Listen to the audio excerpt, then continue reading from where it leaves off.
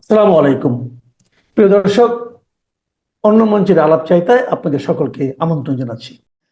আইন আর রাজনীতির মারপ্যাচে পড়ে আইসিইউতে চলে গেছে অধ্যাপক ইউনূস এবং আলী রিয়াজের বহু নাটকের ফসল জুলাই সনদ। সাথে ঝুলে যেতে পারে গণভোটের রায়ের বাস্তবায়ন। নিরঙ্কুশ সংখ্যাগরিষ্ঠতা পেয়ে বিএনপির সংসদ সদস্যরা সংবিধানে বিধান নেই দাবি করে সংবিধান সংস্কার পরিষদের সদস্য হিসেবে শপথ নেননি। তাতে সংসদের সবচেয়ে শক্তিশালী পক্ষটি থেকে পরিষ্কার রাজনৈতিক অনিয়া দেখা দেওয়ায় তৈরি হয়েছে অনিশ্চয়তা। আবার পরপর 2 দিনে উচ্চ আদালতে দুটি রিট হয়েছে গণভোট আর জুলাই জাতীয় সনদের বৈধতা নিয়ে। আইন বিশেষজ্ঞরা মনে করছেন, জুলাই সনদ তৈরির সময় এই সনদ ও গণভোট নিয়ে যে সাংবিধানিক এবং আইনি প্রশ্নগুলো বিএনপির পক্ষ থেকে তোলা হয়েছিল, সেগুলো নিয়ে এখন আইনজীবীরা গিয়েছেন আদালতের কাছে। বিশেষজ্ঞরা মনে করছেন, সংবিধানে কোথাও রাষ্ট্রপতির আদেশ জারির ক্ষমতা নেই। এই এক প্রশ্নেই জুলাই জাতীয় সনদ সংবিধান সংস্কার আদেশ বড় প্রশ্নের মুখে পড়বে আদালতে। আর সাংবিধানিক এই প্রশ্নে হাইকোর্ট পেরিয়ে আপিল বিভাগের ফুল বেঞ্চ যদি একই মত দেয়, তাহলে একই সাথে জুলাই সনদ এবং গণভোট অকার্যকর হয়ে যেতে পারে। সেজন্য আইনবিদরা মনে করেন, গণভোটের রিটের চেয়ে জুলাই সনদ নিয়ে যে রিটটি হয়েছে সেটির গ্রাউন্ড গুলো অনেক বেশি শক্তিশালী। আবার সরকারে থাকা বিএনপি তাদের 31 দফা এবং নির্বাচনী ইশতেহার অনুযায়ী সংস্কার প্রস্তাব বাস্তবায়ন করতে চায়। সে কারণে সরকার পক্ষের সম্মতি থাকলে হাইকোর্টে করা দুটি রিট সামনের দিনগুলোতে বেশ নাটকীয়তার জন্ম দিতে পারে। এমনকি উচ্চ আদালত যদি অর্ডার দেয়, তাহলে সংসদ বসলেও বিষয়টি স্থগিত হয়ে যেতে পারে। বিস্তারিত জানতে চলুন যাওয়া যাক বিশ্লেষণে।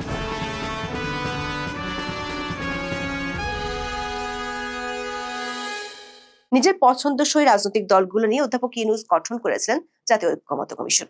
অনেক বিতর্ক আর নাটকের পর এই কমিশন বানায় জুলাই জাতীয় সনদ। 2025 সালের 17 অক্টোবর 20টিরও বেশি রাজনৈতিক দল এই সনদে সই করে। এতে মোট 84টি সংস্কার প্রস্তাব করা হয়েছে, যার মধ্যে 47টির জন্য সংবিধান সংশোধন প্রয়োজন। উল্লেখযোগ্য প্রস্তাবগুলোর মধ্যে আছে প্রধানমন্ত্রীর মেয়াদের সময়সীমা সর্বোচ্চ 10 বছর নির্ধারণ এবং রাষ্ট্রপতির ক্ষমতা বাড়ানো। তবে জুলাই সনদ বাস্তবায়ন কিভাবে হবে তা নিয়ে দলগুলোর মধ্যে তীব্র মতবিরোধ দেখা দেয়। এরপর গত 13 নভেম্বর ত্রয়োদশ জাতীয় সংসদ নির্বাচনের দিনই গণভোট আয়োজনের সময় দিয়ে জুলাই জাতীয় সনদ বাস্তবায়ন আদেশ জারি করা হয়।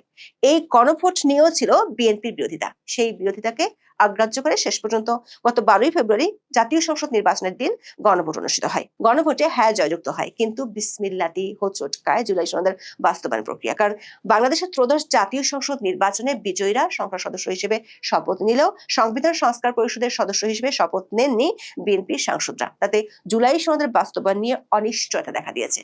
রাষ্ট্রপতির জারি করা জুলাই জাতীয় সনদ সংবিধান সংস্কার বাস্তবায়ন আদেশ অনুযায়ী গণভোটে হ্যাঁ বিজয়ী হলে নির্বাচিত সংসদ সদস্যরা একই সাথে সংবিধান সংস্কার পরিষদের সদস্য হিসেবে কাজ করবেন। 60 সদস্যের ক্রম হলেই এই পরিষদ কাজ করতে পারে। আদেশে বলা আছে, গণভোটে হ্যাঁ বিজয়ী হলে সংসদ নির্বাচনের ফল ঘোষণার পর 30 পঞ্জিকা দিবসের মধ্যে যে পদ্ধতিতে জাতীয় সংসদের প্রথম অধিবেশন আহ্বান করা হবে, অনুরূপ পদ্ধতিতে পরিষদের প্রথম অধিবেশন আহ্বান করা হবে। তবে বিএনপি এ পরিষদের সদস্য হিসেবে শপথ না নিলেও জামাত এবং এনসিপির 77 জন নির্বাচিত সদস্য একই সাথে সংসদ সদস্য ও সংবিধান সংস্কার পরিষদের সদস্য হিসেবে শপথ নিয়েছেন। বিএনপির স্থায়ী কমিটির সদস্য সালাউদ্দিন আহমেদ শপথের দিন দলীয় এমপিদের উদ্দেশ্যে বলেছিলেন, তারা কেউ সংবিধান সংস্কার পরিষদের সদস্য নির্বাচিত হননি এবং সংবিধানে এখনো এটা ধারণ করা হয়নি। গণভোটের রায় অনুযায়ী সংবিধান সংস্কার পরিষদ গঠিত হলে সেটা সংবিধানে আগে ধারণ করতে হবে এবং সংবিধান সংস্কার পরিষদের সদস্যকে কে শপথ পড়াবেন সেটার বিধান করতে হবে। এমন ফর্ম সংবিধানের 3য় তফসিলে আসবে। সেগুলো সাংবিধানিকভাবে সংসদে গৃহীত হবার পরে সংবিধান সংস্কার পরিষদের সদস্যদের শপথ নেওয়ার বিধান করা যাবে। তারেক রহমানের উপস্থিতিতে সালাউদ্দিন আহমেদ এই কথা বলেছিলেন। বিশ্লেষকরা মনে করেন, প্রথম দিনেই বিএনপির পক্ষ থেকে বার্তা দেওয়া হয়েছে দলটি সংবিধানের বাইরে গিয়ে কোনো কিছু করতে চায় না। এমন বার্তা তারা জাতীয় ঐক্যমত্য কমিশনের বৈঠকে একাধিকবার দিয়েছিল। বিএনপির এই রাজনৈতিক বার্তা কয়েকদিনের মধ্যে জুলাই সনদ আর গণভোটকে কোর্টের দুয়ারে নিয়ে গেছে। 18 ফেব্রুয়ারি জুলাই জাতীয় সনদ অবৈধ ও সংবিধানের সঙ্গে সাংঘর্ষিক ঘোষণার নির্দেশনা চেয়ে হাইকোর্টে রিট দায়ের করা হয়েছে। এই রিট দায়ের করেন সুপ্রিম কোর্টের আইনজীবী ইউনূস আলী আকন্দ। রিটে জাতীয় ঐক্যমত্য কমিশন, মন্ত্রিপরিষদ সচিব, আইন মন্ত্রণালয়ের সচিব ও প্রধান নির্বাচন কমিশনারকে বিবাদী করা হয়েছে। আগামী সপ্তাহে বিচারপতি রাজিক আল জলিলের নেতৃত্বাধীন হাইকোর্ট বেঞ্চে রিট আবেদনটির উপর শুনানি হতে পারে বলে জানিয়েছেন আইনজীবী। তিনি bdnews24.com কে বলেন, জুলাই জাতীয় সনদ কেন সংবিধানের সঙ্গে সাংঘর্ষিক ঘোষণা করা হবে না সে বিষয়ে রুল নিষ্পত্তি না হওয়া পর্যন্ত জুলাই জাতীয় সনদের কার্যকারিতা স্থগিতের নির্দেশনা চাওয়া হয়েছে। আইনজীবী ইউনূস আলী আকন্দ দ্য ডেইলি স্টারকে বলেছেন, প্রজাতন্ত্রের সংবিধানে এ ধরনের জুলাই সনদের কোনো বিধান নেই। যেহেতু এতে গণভোট এবং সংসদে 100 সদস্যের উচ্চকক্ষ গঠনের প্রস্তাব করা হয়েছে, তাই এই সনদটি অবশ্যই অবৈধ ও অসাংবিধানিক। এই রিটের আগের দিন আরো একটি রিট হয়েছিল, সেটি হয়েছে 12ই ফেব্রুয়ারি অনুষ্ঠিত গণভোটের বৈধতা চ্যালেঞ্জ ও 13ই ফেব্রুয়ারি ঘোষিত গণভোটের ফল বাতিল চেয়ে। 17ই ফেব্রুয়ারি হাইকোর্টের দায়ের করা এই রিটে গণভোট 2026-এর ফলাফল বাস্তবায়ন করা থেকে বিরত রাখতে নির্দেশনা চাওয়া হয়েছে। সুপ্রিম কোর্টের আইনজীবী এবিএম আতাউল মজিদ তৌহিদ জনস্বার্থে এই রিট দায়ের করেন। প্রধান নির্বাচন কমিশনার, মন্ত্রিপরিষদ সচিব, আইন সচিবকে রিটে বিবাদী করা হয়েছে। বিচারপতি ফাতেমা নজিব ও বিচারপতি AFM সাইফুল করিমের সমন্বয়ে গঠিত হাইকোর্ট বেঞ্চে আগামী সপ্তাহে রিটের উপর শুনানি হতে পারে বলে জানান আবেদনকারী আইনজীবী। আইনজীবীরা বলছেন, জুলাই সনদের বৈধতা চ্যালেঞ্জ করে যে রিটটি হয়েছে সেটিতে যদি রিটকারী জিতে যান তাহলে গণভোট এবং এর ফলাফল স্বয়ংক্রিয়ভাবে বাতিল হয়ে যেতে পারে, কারণ জুলাই সনদের জন্যই গণভোট হয়েছিল। দর্শক, আমাদের বিশ্লেষণ হলো জুলাই সনদ সবচেয়ে বড় যে সাংবিধানিক প্রশ্নটির মুখে পড়বে সেটি হলো জুলাই সনদ বাস্তবায়ন প্রক্রিয়ার জন্য যে গণভোট সেটি রাষ্ট্রপতির অধ্যাদেশে নয়, আদেশে করা হয়েছে। সংবিধানের 93 অনুচ্ছেদ অনুযায়ী রাষ্ট্রপতির অধ্যাদেশ জারির ক্ষমতা থাকলেও আদেশ জারির কোনো ক্ষমতা নেই। ঐকমত্য কমিশনের সাথে বৈঠকে বিএনপির স্থায়ী কমিটির সদস্য সালাউদ্দিন আহমেদ এই বিষয়টি তুলে ধরেছেন, কিন্তু আলী রিয়াজের কমিশন বিষয়টি বিবেচনায় না নিয়ে নিজেদের মতো করে বাস্তবায়ন প্রক্রিয়ার জন্য রাষ্ট্রপতির আদেশ জারি করেন। আইনের ব্যাখ্যা দিয়ে মঞ্জিল মোর্শেদ বিবিসি বাংলাকে বলেছেন, যে অধ্যাদেশে গণভোট হয়েছে সেটা হয়েছে রাষ্ট্রপতির নামে জারি করা একটি আদেশের উপর নির্ভর করে। এভাবে অধ্যাদেশ হতে পারে কিনা সেটি নিয়ে আইনি প্রশ্ন রয়ে গেছে। আবার এই অধ্যাদেশকে বা গণভোটকে বৈধতা দিতে হলে সংসদে উত্থাপন করে পাশ করতে হবে। বিএনপি এখন সেটা সংসদে তুলবে কি না সেটা দেখার জন্য অপেক্ষা করতে হবে। জুলাই সনদের আরেকটি বড় দুর্বলতা যেটি আদালতে কড়া প্রশ্নের মুখে পড়বে সেটি হলো এই সনদের অঙ্গীকারনামার 3 নম্বর পয়েন্টটি, যেখানে বলা হয়েছে জুলাই সনদের বৈধতা ও প্রয়োজনীয়তা সম্পর্কে কোনো আদালতে প্রশ্ন উত্থাপন করা যাবে না। নাগরিকদের প্রশ্ন তোলার অধিকার গণতন্ত্রের মূল ভিত্তি। কোনো গণতান্ত্রিক দেশে এমন কোনো ব্যবস্থা থাকতে পারে না যেটা নিয়ে প্রশ্ন তোলা যাবে না, যাকে চ্যালেঞ্জ করা যাবে না। যেখানে সংবিধান নিয়ে প্রশ্ন তোলা যায় সেখানে জুলাই সনদ নিয়ে কেন প্রশ্ন তোলা যাবে না? বিশেষজ্ঞরা মনে করেন জুলাই সনদ নিজের ইনডেমনিটি দাবি করেছে এবং নিশ্চয়তা দিয়েছে, যেটি অযৌক্তিক এবং অগ্রহণযোগ্য। আইনজীবীরা বলছেন এটি দেশের জনগণের মৌলিক মানবাধিকারের লঙ্ঘন। সংবিধানের 7-এর 1 ধারায় বলা হয়েছে, গণপ্রজাতন্ত্রী বাংলাদেশের প্রজাতন্ত্রের সকল ক্ষমতার মালিক জনগণ এবং সংবিধানই প্রজাতন্ত্রের সর্বোচ্চ আইন। এছাড়া 7-এর 2 ধারা বলছে, এই সংবিধানের পরিপন্থী কোনো আইন বাতিল এবং অকার্যকর গণ্য হবে। অর্থাৎ যদি কোনো সনদ বা ঘোষণা সংবিধানের বাইরে যায় তা আইনগতভাবে বাতিলযোগ্য এবং অসাংবিধানিক। তাই জুলাই সনদ সংবিধানের বাইরে গিয়ে সংবিধান পরিবর্তনের যে বিকল্প রূপরেখা তৈরির চেষ্টা করেছে সেটিকে বেআইনি ও অসাংবিধানিক হিসেবে ঘোষণা করতে পারে উচ্চ আদালত। গণভোটের বৈধতা চ্যালেঞ্জ করে দায়ের করা রিটটিতে বলা হয়েছে, অন্তর্বর্তী সরকার কোনো সার্বভৌম কর্তৃপক্ষ বা কোনো সাংবিধানিক সভা বা গণপরিষদ নয়, বরং এটি একটি সাংবিধানিক ট্রাস্টি যা কঠোরভাবে সাংবিধানিক সীমার মধ্যে থাকতে বাধ্য। অন্তর্বর্তী সরকারের শপথ আনুষ্ঠানিক নয়, বরং এটি একটি সাংবিধানিক বাধ্যবাধকতা যা ভঙ্গ করা সংবিধান লঙ্ঘনের শামিল। একটি স্পষ্ট সাংবিধানিক কাঠামো, বিস্তৃত গণভোট আইন অথবা বিধিমালা, স্বচ্ছতা, নিরপেক্ষতা, সমান অংশগ্রহণ এবং ভোটারদের অবহিত করে সম্মতি নিশ্চিত করা ছাড়াই 12ই ফেব্রুয়ারি গণভোট হয় বলে রিটে উল্লেখ করা হয়েছে। বলা হয়েছে এ ধরনের বিষয় বাদ দেওয়া এবং গণভোট পরিচালনা জনগণের সার্বভৌমত্বকে সরাসরি ক্ষতিগ্রস্ত করেছে, যার সংবিধানের মৌলিক কাঠামো। রিটের যুক্তিতে বলা হয়, সংবিধানই দেশের সর্বোচ্চ আইন যা অন্তর্বর্তী সরকার সহ রাষ্ট্রের সব অঙ্গের জন্য বাধ্যতামূলক। সাংবিধানিক অনুমোদন ছাড়া ক্ষমতার যে কোনো চর্চা নিয়ম বিরুদ্ধ ও বাতিলযোগ্য। প্রয়োজন, সুবিধা বা রাজনৈতিক উত্তরণের যুক্তিতে সংবিধান লঙ্ঘন কোনোভাবেই ন্যায়সঙ্গত হতে পারে না। আইনজীবীরা বলছেন, বিএনপির সাংসদরা যে সংবিধান সংস্কার পরিষদের সদস্য হিসেবে শপথ নেননি তারা এই যুক্তিতে সংবিধান লঙ্ঘনের দায় থেকে বেঁচে গেছেন। সেক্ষেত্রে জামাত ও এনসিপির 77 জন সাংসদ সংবিধান লঙ্ঘনের দায়ে ফেঁসে যেতে পারেন। আইনজীবীরা বলছেন, সবচেয়ে বড় প্রশ্ন হলো যেহেতু সংবিধান সংস্কার পরিষদের কোনো অস্তিত্ব নেই, তাই এই শপথ কে পড়াবেন সেটিও বলা নেই। কে কাকে শপথ পড়াবেন সে বিষয়টি সংবিধানের তফসিলে পরিষ্কার উল্লেখ থাকলেও সংবিধান সংস্কার পরিষদের সদস্যদের কে শপথ পড়াবেন তা বলা নেই। তাছাড়া জুলাই সনদ বাস্তবায়ন আদেশেও বিষয়টি পরিষ্কার নয়। সুতরাং জামাত ও এনসিপির সদস্যদের সংবিধান সংস্কার পরিষদের সদস্য হিসেবে শপথ পড়ানোয় সিএসির এখতিয়ার নিয়ে এখন প্রশ্ন উঠেছে। আদালতের শুনানিতে সাংবিধানিক প্রশ্ন হিসেবে একটি বড় ইস্যু হতে পারে, এটি এমনটাই মনে করছেন আইনজীবীরা।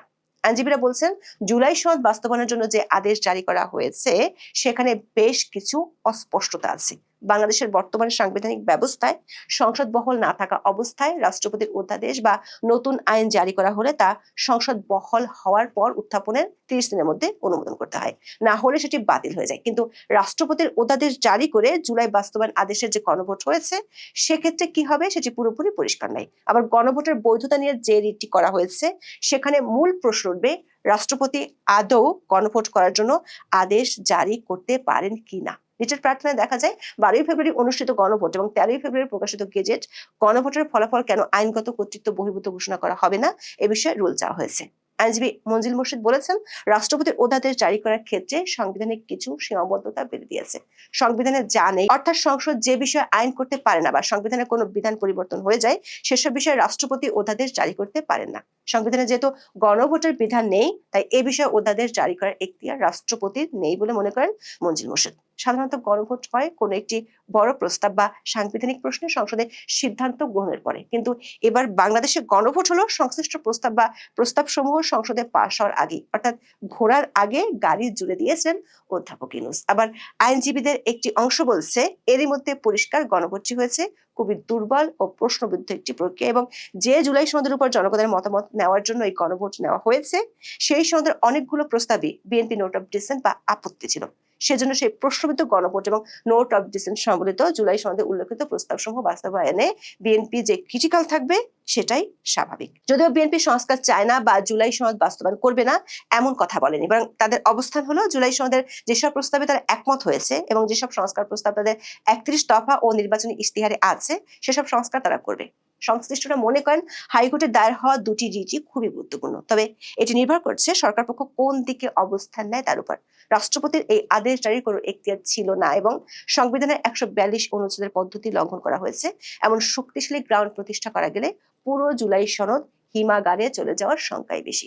আবার সরকার চাইলে একটি মধ্যপন্থা অবস্থান নিতে পারে, সেটি হলে আদালত বিষয়টি সংসদের উপর ছেড়ে দিতে পারেন। সেটি হলে বিপদ জুলাই সনদের, কারণ সংখ্যাগরিষ্ঠ দল না চাইলে জুলাই সনদের একটি প্রস্তাবও বাস্তবায়ন করা সম্ভব নয়। আর সংসদ তো আলী রিয়াজের ঐকমত্য কমিশন নয় যেটি আইনকে প্যাকেজ করে নিজের মতো করে সিদ্ধান্ত নেবে। মজার ব্যাপার হলো জুলাই সনদ প্রস্তুতের প্রক্রিয়া তথা জাতীয় ঐকমত্য কমিশনের বৈঠকে রাজনৈতিক ঐকমত্য স্থাপন করা যায়নি, বরং ঐক্যে জুলাই সনদ অনৈক্যের কারণ হয়েছে। বিএনপি এই প্রক্রিয়াকে প্রতারণামূলক বলেও অভিযোগ করেছিল। ফলে যে জুলাই সনদ নিয়ে বিএনপির অবস্থান ক্রিটিক্যাল তথা যে সনদের উপরে ঐকমত্য কমিশনের রাজনৈতিক ঐক্য স্থাপন করতে পারেনি সেই সনদ কোনো ধরনের জটিলতা ছাড়াই পাশ হয়ে যাবে এটি ভাবার কোনো কারণ নেই। এখন এই পর্যন্ত সবাই ভালো থাকুন, সুস্থ থাকুন, নিরাপদে থাকুন। দেখা হবে। ভারতের সাথে তারেক রহমান এবং বর্তমান ক্ষমতাসীন বিএনপির যে সম্পর্ক তাতে অনেকেই জানতে চাইছেন আওয়ামী লীগের সাথে, বিশেষ করে শেখ হাসিনার সাথে ভারতের সম্পর্ক কি এখন আগের মতো আছে নাকি বদলে গেছে। এদিকে টেকনোক্র্যাট কোটায় পররাষ্ট্র মন্ত্রী হিসেবে শপথ নেওয়ার পর থেকেই ডক্টর খলিলকে নিয়ে দেশে বিদেশে ব্যাপক আলোচনা সমালোচনা চলছে, এমনকি বিএনপির ভেতরে অনেক কথাবার্তা চলছে। আবার দেশ থেকে খবর পাচ্ছি বেশ অনেক জেলাতেই আওয়ামী লীগের অফিস খুলে দেওয়া হচ্ছে, তাদের কার্যক্রম সীমিত আকারে শুরু করা হচ্ছে। এটারই বা কারণ কি? একটা ইন্টারেস্টিং ইনফরমেশন পেলাম আজ।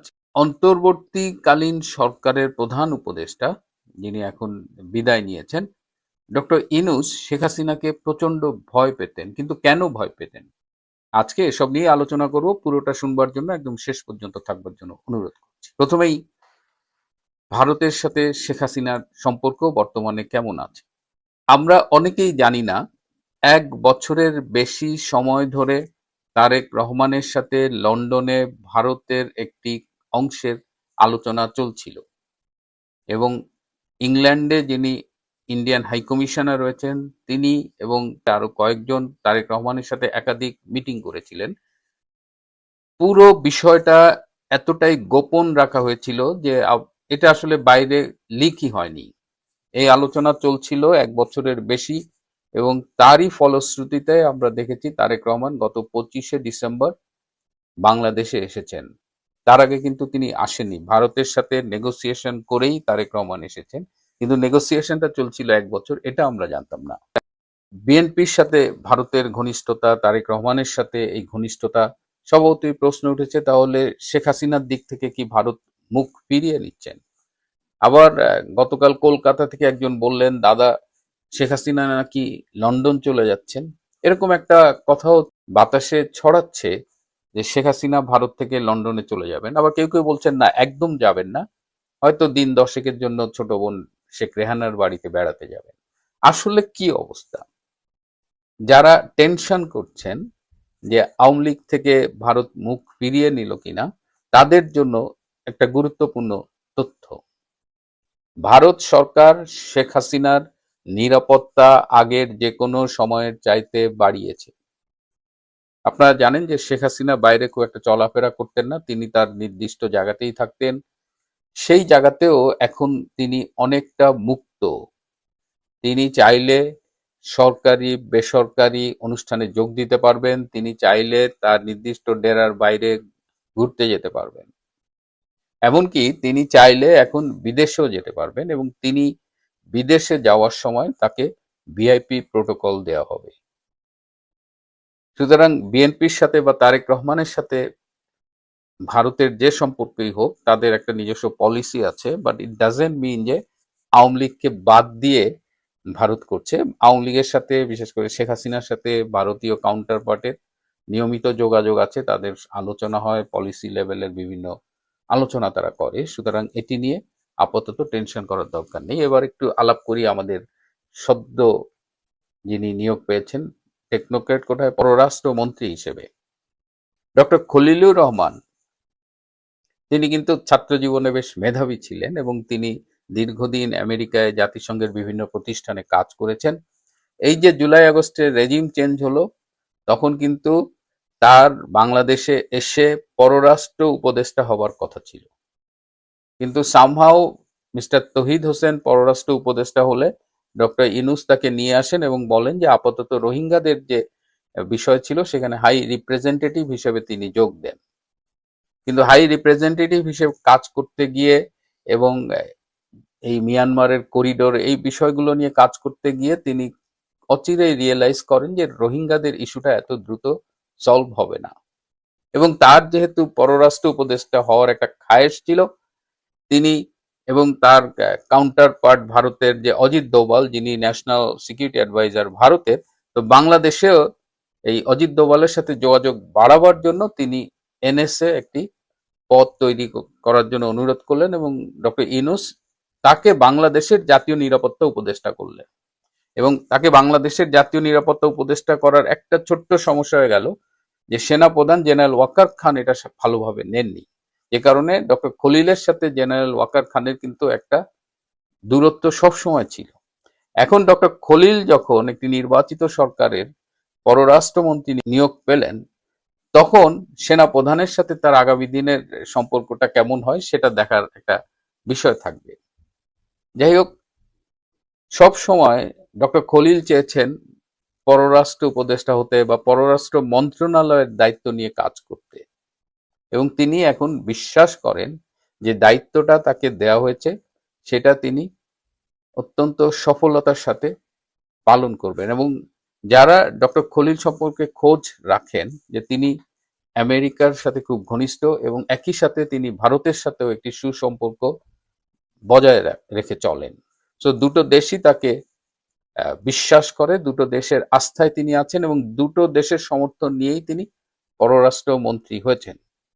কিন্তু এর একটা সমস্যা হলো, আমাদের বর্তমানে বাংলাদেশে যে মার্কিন রাষ্ট্রদূত আছে ব্রেন্ট ক্রিস্টেনসন, আবার ডক্টর খলিল, এরা এত বেশি আমেরিকা ঘেরা যে চীন এটাকে কিভাবে নেবে সেটা কিন্তু আমাদের দেখতে হবে। এবং চীন ডক্টর খলিলের দায়িত্ব পালনের পথে কতটা সহায়তা কিংবা কতটা প্রতিবন্ধকতা তৈরি করে সেটি আমাদের দেখার বিষয়। আরেকটা খুব ইন্টারেস্টিং খবর পেলাম আজকে একজন সদ্য বিদায়ী উপদেষ্টার কাছ থেকে, যে ডক্টর ইউনূস ব্যক্তিগতভাবে শেখ হাসিনাকে ভীষণ ভয় পান, এবং এই যে শেখ হাসিনার বিরুদ্ধে মামলা দেওয়া, শেখ হাসিনাকে নানাভাবে হেয় করা, তার বিরুদ্ধে আইসিটিতে মৃত্যুদণ্ড দেওয়া, আওয়ামী লীগের কার্যক্রম এর উপরে নিষেধাজ্ঞা জারি করা, এই সব কিছুর অন্যতম উদ্যোক্তা ছিল ডক্টর ইউনূস। তার সবসময় একটাই ভয়, যদি শেখ হাসিনা কখনো ফিরে আসে তাহলে তাকে যদি ধরতে পারে তাহলে তার খবর আছে। তার আরো টেনশন হলো যে গ্রামীণ ব্যাংকের যে শাখা প্রশাখা ছড়িয়ে আছে সারা দেশ জুড়ে, সেগুলোর নিরাপত্তা নিয়েও তিনি ভীষণ উদ্বিগ্ন। এবং শুধু ডক্টর ইউনূস না, উপদেষ্টা পরিষদের আরো 2-3 জন উপদেষ্টা ছিল যারা শেখ হাসিনাকে জমের মতো ভয় পান এবং কোনোভাবেই শেখ হাসিনাকে ফিরতে দেওয়া হবে না, শেখ হাসিনা ফিরলে তাদের ভবিষ্যৎ কি হবে এটা নিয়ে তারা অনেক ভীত ছিল। এই ভীতির কারণে যেটা হতো যে অন্তর্বর্তীকালীন সরকারের সাথে আওয়ামী লীগের একটা দূরত্ব তৈরি হয়েছিল, তারা সাহস পেত না। তারপরেও যতবার আওয়ামী লীগের সাথে যোগাযোগের একটা চেষ্টা করা হয়েছে, একটা ডিফিকাল্টিস ফেস করেছে যে আওয়ামী লীগের কার সাথে কখন যোগাযোগ করতে হবে, কিংবা আওয়ামী লীগের কাছে কোনো তথ্য চাইলে বা কোনো তথ্য প্রদান করলে সেটার ঠিকমতো উত্তর পাওয়া যেত না। অর্থাৎ আওয়ামী লীগের সাথে কমিউনিকেশনের একটা সমস্যা অন্তর্বর্তীকালীন সরকারের সময় ছিল।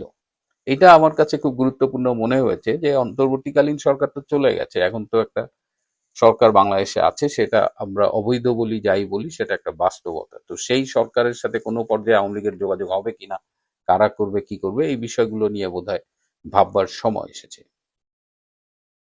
আর এই কথা যখন বলছি তখন আমরা সারা বাংলাদেশ থেকে খবর পাচ্ছি যে বিভিন্ন জেলায় বা বিভিন্ন উপজেলায় আওয়ামী লীগের অফিস খুলে দেওয়া হচ্ছে এবং তারা সীমিত আকারে সেখানে কার্যক্রম শুরু করছে।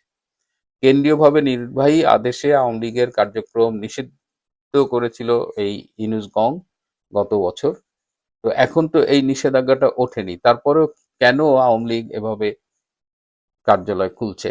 একটু খবর নিয়ে জানলাম, বিশেষ করে সেই সব আসনে, যেসব আসনে বিএনপির এমপি জয়লাভ করেছে এবং সেই জয়লাভের পেছনে আওয়ামী লীগ সমর্থক ভোটারদের একটা বড় ভূমিকা ছিল। সেই সব জায়গায় একটা আন্ডারস্ট্যান্ডিং হয়েছে এবং তৃণমূল আওয়ামী লীগের এই জায়গাটা আমি বলবো যে এটা একটা গ্রেট স্যাক্রিফাইস, যে তারা আওয়ামী লীগের নেতাকর্মী হিসেবে বিএনপি কর্তৃক নিগৃহীত হয়েছে, তাদের বিরুদ্ধে মামলা হয়েছে, তাদের অনেককে হত্যা করা হয়েছে, তারপরেও এই সব কষ্ট বুকে চেপে তারা কিন্তু জামাত ঠেকানোর জন্য অনেক জায়গায় বিএনপিকে ভোট দিয়েছে এবং সেই সব জায়গায় বিশেষ করে বিএনপির প্রার্থীরা আওয়ামী লীগের কার্যালয় খুলে দেওয়া বা কার্যক্রমের ব্যাপারে তাদের কাছ থেকে একটা গ্রিন সিগন্যাল আছে।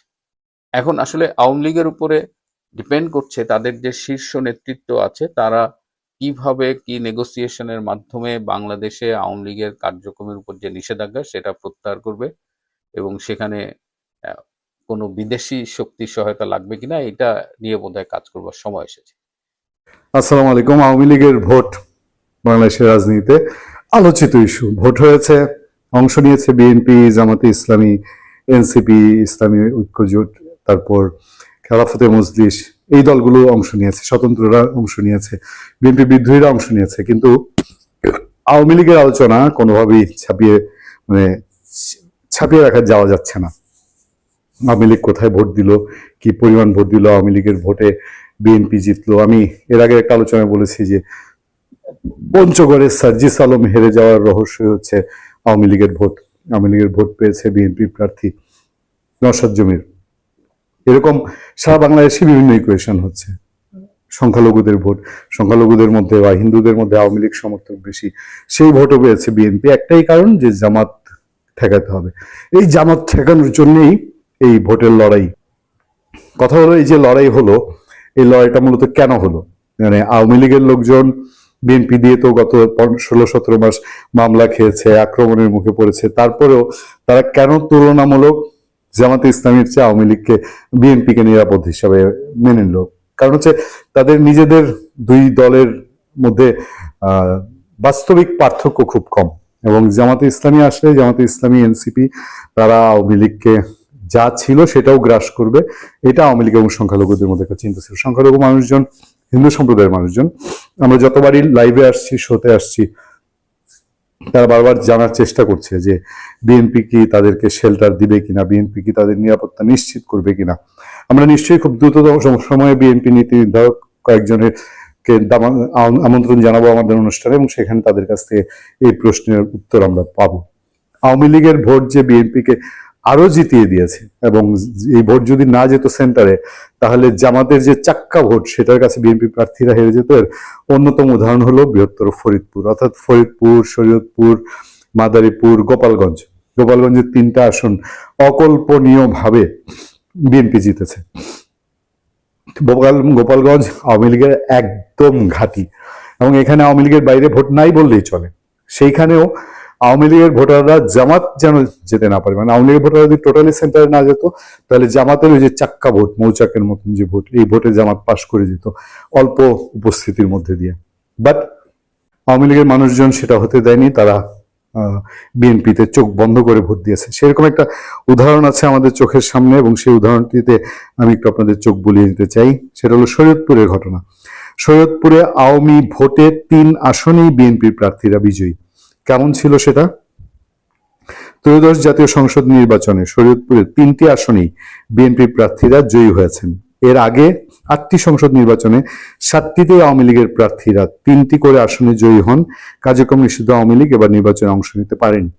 শরীয়তপুরে একদম প্রকাশ্যে আওয়ামী লীগের নেতৃবৃন্দ বিএনপি সমাবেশে উঠোন বৈঠকে গিয়ে তারা বিএনপির নেতাদের পক্ষে ভোট চেয়েছিল। স্থানীয় বিএনপি ও আওয়ামী লীগের নেতারা জানান, সংসদ নির্বাচনকে কেন্দ্র করে গত 2 মাসে জেলার বিভিন্ন স্তরে আওয়ামী লীগের অন্তত 5,000 নেতাকর্মী বিএনপিতে যোগ দিয়েছেন। এর বাইরেও অনেকে বিএনপির প্রার্থীকে সমর্থন দিয়ে প্রচারের অংশ নিয়েছেন। বিএনপির প্রার্থীদের জয়ের ক্ষেত্রে তাদের ভোট গুরুত্বপূর্ণ ভূমিকা রেখেছে। শরীয়তপুরে 6টি উপজেলা নিয়ে 3টি আসন গঠিত। 1991 সালে অনুষ্ঠিত 5ম জাতীয় সংসদ নির্বাচনে 3টি আসনে আওয়ামী লীগ প্রার্থীরা জয়ী হন। 96 সালের 15 ফেব্রুয়ারি অনুষ্ঠিত 6ষ্ঠ জাতীয় সংসদ নির্বাচনে শরীয়তপুরে 1টি আসনে নির্বাচন অনুষ্ঠিত হয়। সেই নির্বাচনে বিএনপির শফিকুর রহমান সংসদ সদস্য নির্বাচিত হন। ওই বছর অনুষ্ঠিত 7ম জাতীয় সংসদ নির্বাচনে পুনরায় আওয়ামী লীগ প্রার্থীরা বিজয়ী হন। এরপর অনুষ্ঠিত 5টি জাতীয় সংসদ নির্বাচনকে একাধারে আওয়ামী লীগের প্রার্থীরা বিজয়ী হয়েছেন। 2024 সালের 5 আগস্ট আওয়ামী লীগ সরকার পতনের পর দলটির স্থানীয় নেতাকর্মীরা আত্মগোপনে চলে যান। এরপর দলটির রাজনৈতিক কার্যক্রমে নিষিদ্ধ করা হয়। ত্রয়োদশ সংসদ নির্বাচনের তফসিল ঘোষণার পর 3টি আসনে বিএনপির নেতারা আওয়ামী লীগের ভোটারদের কাছে টানতে বিভিন্ন পদ্ধতি অবলম্বন করেন। দলটির অন্তত 5,000 নেতাকর্মী বিএনপিতে যোগ দেন। একাধিক নেতা দলটিতে যোগ না দিয়ে নির্বাচনে বিএনপি প্রার্থীকে সমর্থন দিয়ে প্রচার চালান। নাম প্রকাশে অনিচ্ছুক না করার শর্তে ফরিদপুর জেলা আওয়ামী লীগের 2 জন ও উপজেলা ইউনিয়ন পর্যায়ের 10 জন নেতা বলছেন তারাও তাদের অনুসারীরা ভোট কেন্দ্রে গিয়ে বিএনপি প্রার্থীকে ধানের শীষ প্রতীকে ভোট দিয়েছেন। অর্থাৎ শরীয়তপুরে আওয়ামী লীগের মানুষজন নিরাপত্তা চায়, এবং তারা ওই মামলা মোকদ্দমা এই দৌড়ের উপরে থাকতে চায় না। এবং এটা আমি নিশ্চিত করেই বলতে পারি, যেহেতু ভোট নিয়েছে এবং প্রমাণ হয়েছে যে আওয়ামী লীগ ভোট দিয়েছে বিএনপি প্রার্থীদের, ফলে এবার বোধহয় একটু গজব অন্তত শরীয়তপুরে কিছুটা যদি আওয়ামী লীগের উপরে কমে। শরীয়তপুর 2 আসন থেকে জয়ী হয়েছেন জেলা বিএনপি সভাপতি শফিকুর রহমান। তিনি বলছেন, বিগত সময়ে নির্বাচনগুলোতে আওয়ামী লীগের নেতারা ষড়যন্ত্র করে আমাদের ফলাফল ছিনিয়ে নিয়েছেন। তারা নির্বাচনে ও রাজনীতিতে নেই, তাদের অনেকে আমাকে ভোট দিয়ে বিজয়ী করেছেন। মানুষ স্বতঃস্ফূর্তভাবে স্বাধীনতার পক্ষে রায় দিয়েছে। এবার দেখার বিষয়, আওয়ামী লীগের মানুষজন যে আশায়, যে আত্মরক্ষার্থে বিএনপি নেতাদের অন্তত শরীয়তপুরে, মাদারীপুরে, গোপালগঞ্জে জিতিয়েছে, বা সেই কুড়িগ্রামে জিতিয়েছে, এরকম অসংখ্য আসনে জিতিয়েছে, সেই আওয়ামী লীগের মানুষজনের আশা দুরাশা যেন না হয়ে